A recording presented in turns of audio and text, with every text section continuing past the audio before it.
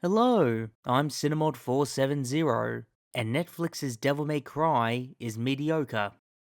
Though the animation and voice acting are well done, there are several shortcomings that hinder the series' quality. Specifically, how they handle the main cast of characters and misunderstand the theme of the franchise.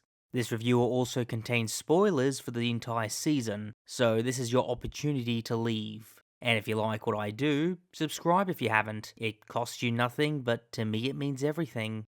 Devil May Cry is an out-of-continuity adaptation of the popular game franchise of the same name. The protagonist Dante, a half-human, half-demon mercenary, is drawn into a conflict between the demon-hunting organization Darkcom and the mysterious demon calling himself the White Rabbit. Both of them fighting for the necklace his mother gave him before she was murdered by demons, because it is the key to bring down the barrier that separates Earth from the demon realm. But as the series progresses, the line between good and evil becomes blurred. Though Dante maintains a charismatic personality throughout the season and has some entertaining fight scenes, his power scaling is pretty inconsistent. In the first two episodes, we see Dante use super speed to save civilians and beat human mercenaries. And by the season finale, he's able to go toe to toe with several powerful demons, at one point without getting hit and holding his breath multiple times. But whenever he goes up against the leading lady, it's like he gets hit with a debuff. Where's the super speed Dante used to save everyone in the diner from a flaming truck? Or moments ago when he dodged bullets from multiple armed men? Or when he moved faster than a rocket to save a bus full of children? Yet he ends up getting his necklace stolen, shot in the leg, and drugged. Now, don't get me wrong, Lady is a very capable demon hunter in both the show and the games, but she's still human. In DMC3, where Lady is introduced, Dante is more than capable of beating her to the point that he can't take the fight seriously, even after getting shot in the head, because the game establishes that only the most powerful demons have a chance of killing him. Ooh, I love a fast woman. Shut up! In the opening cutscene, Dante gets impaled multiple times and doesn't even look bothered. He just fights them while continuing to eat his pizza. And with the aforementioned feats Netflix Dante is capable of, Lady should not be able to humiliate him this badly. Lady is probably the most annoying character in the series, and that includes Enzo, because at least he overcame his cowardice to save Dante. Lady's character arc is that after being orphaned by a demon, she has an intense hatred for their kind, which is what brings her to blows with Dante. As the season progresses, she loses her entire squad and gets hunted in the White Rabbit's headquarters, which is a large apartment building. Lady hides in one of the apartments and discovers that the family living there are demon refugees escaping an oppressive regime. Yeah, turns out not all demons in Devil May Cry are evil, but we'll get into that later. As Lady's understanding of the world gets turned on its head, she also starts to notice that her boss might not be all good due to his disregard of the lives lost during the mission and his anger towards her for not killing the refugees. Lady even lies about the whereabouts of Dante's necklace despite it being in his possession. But Lady's entire arc gets thrown out the window when she drugs Dante and has him locked in stasis indefinitely. Fuck you, lady! The reason Lady drugs Dante is because she says that it's too dangerous to leave him and the Sword of Sparta loose in the world, because the sword and Dante's blood are needed to bring down the barrier. The thing is, Dante's been keeping his necklace safe from demons since he was 8, whereas Darklom had the necklace for a few hours and lost it. In fact, I'd argue that the barrier would never have gone down in the first place if Darkholm wasn't so antagonistic towards Dante. And even after she drugged Dante, why would Lady continue to work with Darkholm when they're indiscriminately exterminating demons after she discovered that their race wasn't entirely evil? I think the writers just wanted to end the season on a shocking cliffhanger.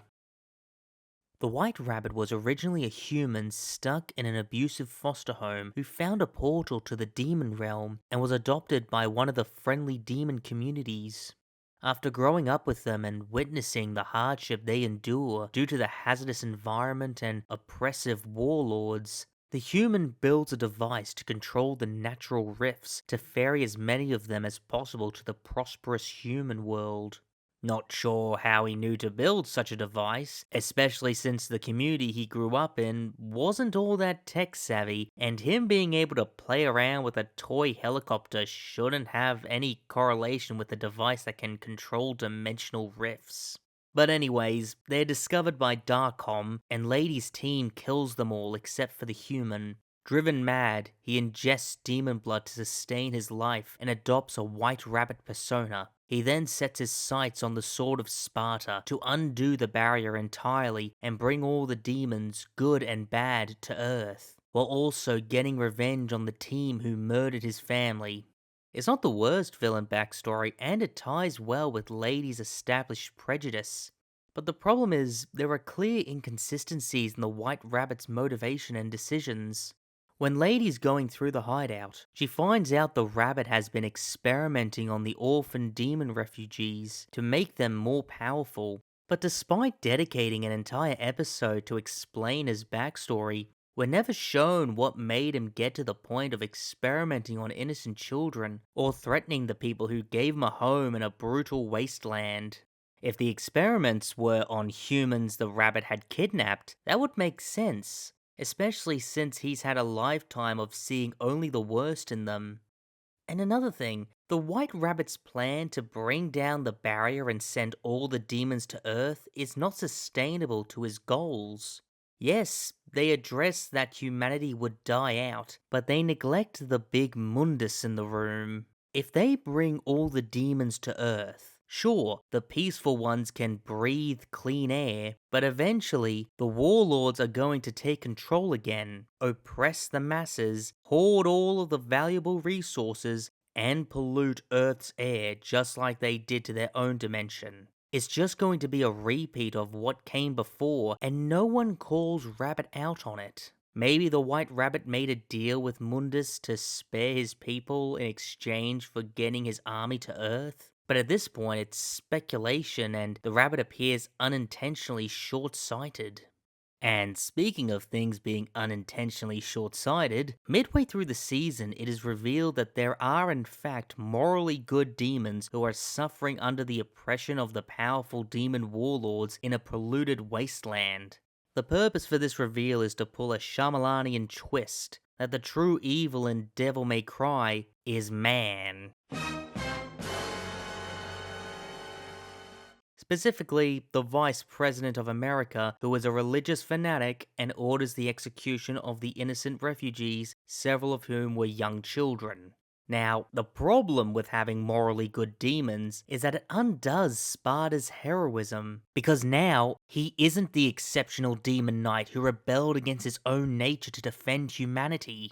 And since there are communities of good demons forced to suffer in a polluted wasteland because of Sparta creating the barrier, it calls into question whether he was actually a hero. In the games, demons were like American influencers who steal wombat babies from their mothers for clout, inherently malicious, which justified Sparta's decision to seal the entire realm from humanity. Why Lady didn't trust Dante after finding out he was part demon, and why the games glorify demon deaths. Hell, the recurring line from the franchise is Devils Never Cry, because true demons lack empathy and care only about gaining power for themselves. It's how characters like Trish and Lucia, who were both created as demons, can be considered good despite their origins. Though the games also had human antagonists, they were addressed by comparing their motivations with other demons. Demons are naturally evil, power-hungry, and cruel, whereas humans actively choose to be evil. And that concept wasn't just a jab at religious fanatics, because evil can take many forms. I can't say the series is all bad since I genuinely enjoyed parts of it, but for every positive aspect present, there was a negative. That's why Netflix's Devil May Cry is mediocre.